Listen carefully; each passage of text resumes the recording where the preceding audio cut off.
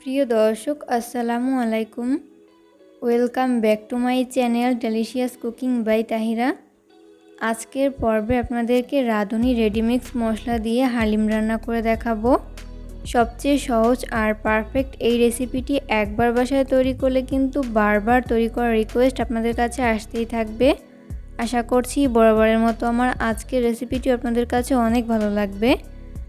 হালিম রান্না করার জন্য আমি এখানে রাঁধুনি রেডিমিক্স হালিম মিক্স নিয়েছি। আর এই হালিম মিক্সের মধ্যে দুইটা স্যাশে থাকে, একটি হচ্ছে চাল ডালের মিক্স আর অপরটি হচ্ছে রাঁধুনি রেডিমিক্স মশলা। এখানে একটা বোল নিয়েছি, এরপরে বোলের মধ্যে চাল ডালের মিক্সগুলোকে ঢেলে নিচ্ছি।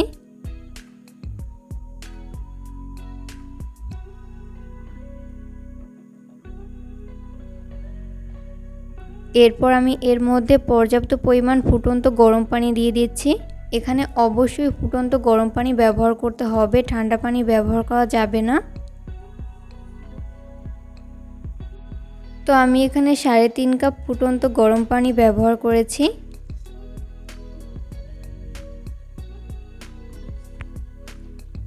এরপর একটা চামচের সাহায্যে এগুলোকে খুব ভালো করে মিশিয়ে নিচ্ছি।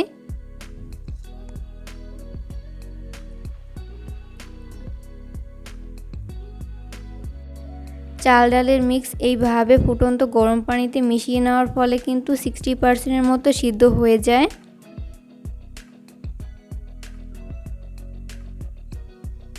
তো এই পর্যায়ে মিশিয়ে নেওয়া হয়েছে। এরপর আমি 30 মিনিটের মতো এইভাবে ভিজিয়ে রেখে দিব। এরপর এটাকে একটা সাইডে রেখে দিচ্ছি। হালিম রান্না করার জন্য চুলায় একটা পাত্র বসিয়ে দিয়েছি। এরপর আমি এর মধ্যে ব্যবহার করব 1/3 কাপ পরিমাণ সয়াবিন তেল।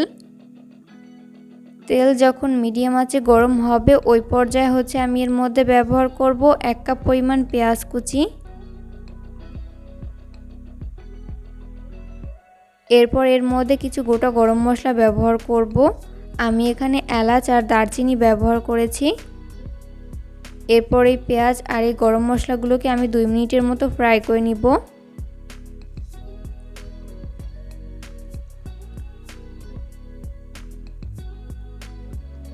তো যখন পেঁয়াজগুলোকে খুব ভালো মতো ফ্রাই করে নেওয়া হবে ওই পর্যায়ে আমি এর মধ্যে ব্যবহার করব 4-5টার মতো শুকনো মরিচ।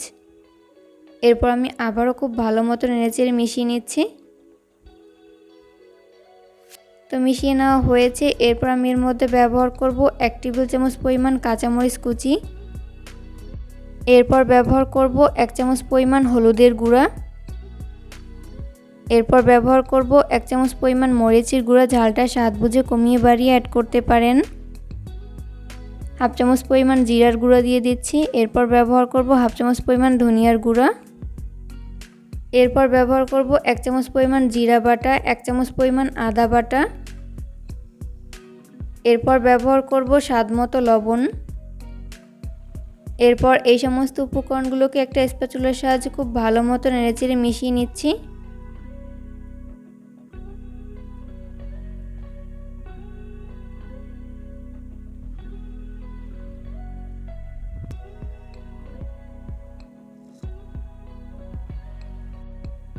তো মিশিয়ে নেওয়া হয়েছে। এরপর আমি এর মধ্যে হালিম মিক্সের মশলা ব্যবহার করব। পুরোটা ব্যবহার করব না, কিছুটা রেখে দিব পরবর্তীতে ব্যবহার করার জন্য। এরপর এই মশলার সাথে খুব ভালো মতো নেড়েচেড়ে মিশিয়ে নিচ্ছি।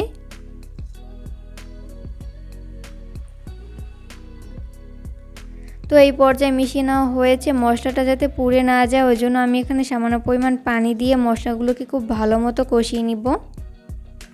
একটু সময় নিয়ে মশলাগুলোকে খুব ভালো মতো কষিয়ে নিতে হবে।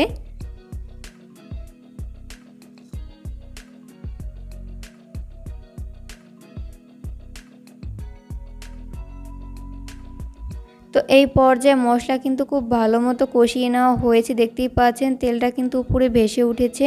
তো এই পর্যায়ে বুঝতে হবে যে মশলা খুব ভালো মতো কষিয়ে নেওয়া হয়েছে। এরপর আমি এর মধ্যে আগে থেকে কেটে ধুয়ে ক্লিন করে রাখা মুরগির মাংস ব্যবহার করব। আমি এখানে 1 কেজি পরিমাণ মুরগির মাংস ব্যবহার করেছি। আর আমি এখানে ব্রয়লার মুরগি ব্যবহার করেছি, আপনারা চাইলে গরুর মাংসও ব্যবহার করতে পারেন। এরপরে মশলার সাথে এই মাংসগুলোকে খুব ভালো মতো মিশিয়ে নিচ্ছি।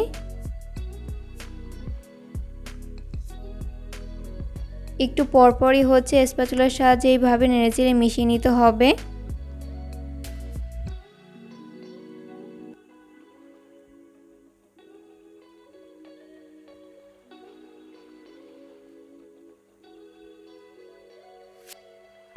তো এই পর্যায়ে মশলার সাথে মাংসগুলো খুব ভালো মতো কষিয়ে নেওয়া হয়েছে।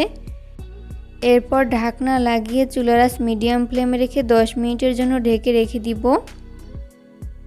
10 মিনিট পরে হচ্ছে আমি ঢাকনা উঠিয়ে নিচ্ছি।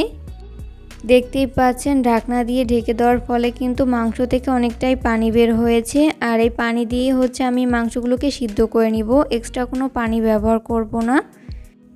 খুব ভালো মতো মিশিয়ে এরপর ঢাকনা লাগিয়ে আবারও লো আঁচে 10 মিনিটের জন্য রান্না করে নিব। 10 মিনিট পরে হচ্ছে আমি আবারও ঢাকনা উঠিয়ে নিচ্ছি। এরপর আবারও খুব ভালো মতো নেড়েচেড়ে মিশিয়ে নিচ্ছি। তো এই পর্যায়ে কিন্তু মাংস সিদ্ধ হয়েছে। এরপর আমি এর মধ্যে আগে থেকে ভিজিয়ে রাখা চাল ডালের মিশ্রণ ঢেলে দিচ্ছি।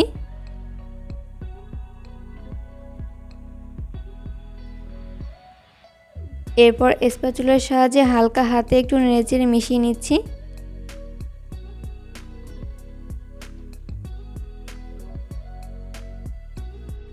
মিশিয়ে নেওয়া হয়েছে। 20 মিনিট পরেই দেখতেই পাচ্ছেন মিশ্রণটি অনেকটাই ঘন হয়েছে। এই পর্যায়ে খুব ভালো মতো নেড়েচেড়ে মিশিয়ে নিতে হবে।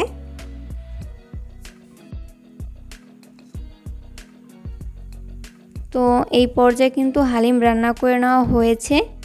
এরপর আমি এর মধ্যে বাকি মশলাটুকু দিয়ে দিচ্ছি। এরপর আবারও খুব ভালো মতো নেড়েচেড়ে মিশিয়ে নিচ্ছি। এই পর্যায়ে কিন্তু নাড়া বন্ধ করা যাবে না, অনবরত নেড়েচেড়ে মিশিয়ে নিতে হবে, তা না হলে নিচ থেকে লেগে যাবে।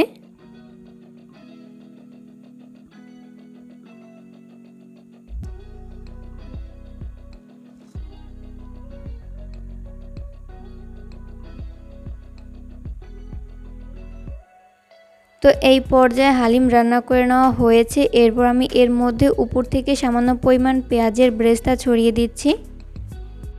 চেষ্টা করেছি রেসিপিটি সহজভাবে শেয়ার করতে, আশা করছি বরাবরের মতো আমার আজকের রেসিপিটিও আপনাদের কাছে সহজ এবং ভালো লেগেছে।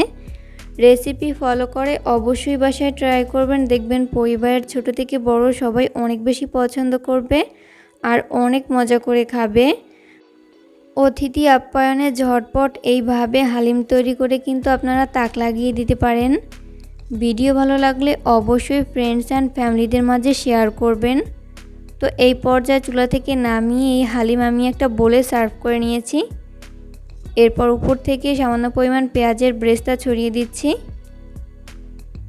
কেমন লাগলো আমার আজকের এই হালিমের রেসিপিটি তা অবশ্যই কমেন্ট করে জানাবেন।